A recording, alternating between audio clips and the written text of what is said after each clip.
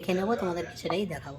পরে দিয়ে দিচ্ছি, পরে দিয়ে দেবো ধনে জিরে আর হচ্ছে শুকনো লঙ্কা গুঁড়ো, ঠিক আছে। তারপরে দিচ্ছি অল্প করে জিরে গুঁড়ো, ধনে গুঁড়ো দিয়ে দিচ্ছি, অল্প করে নুন, কেন তরকারিতে আবার নুন দেবো।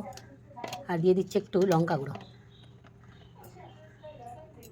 তারপর দিয়ে দেবো গরম মশলা গুঁড়ো। তো দেখো এটা দিয়ে ভালো করে আমি মেখে নেবো। তো দেখো ওটা মেখে নিয়ে ভালো করে আমি গোল গোল আকার করে মানে বড়ার মতন করে নিয়েছি। এবার তেলে ভেজে নেবো। তেল গরম হয়ে গেছে, কোপ্তাগুলো ভেজে নেবো।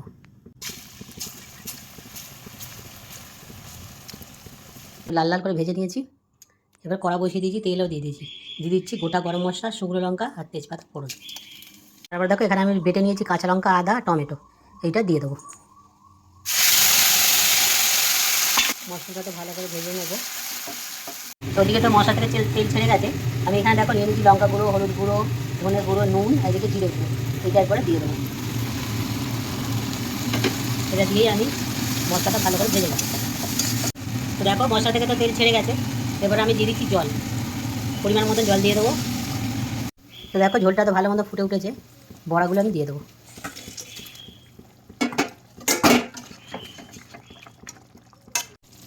তো দেখো হয়ে গেছে তরকারিটা, কাঁচকলার কোপ্তা কারি। তা গরম মশলা দিয়ে আমি নামিয়ে নেবো।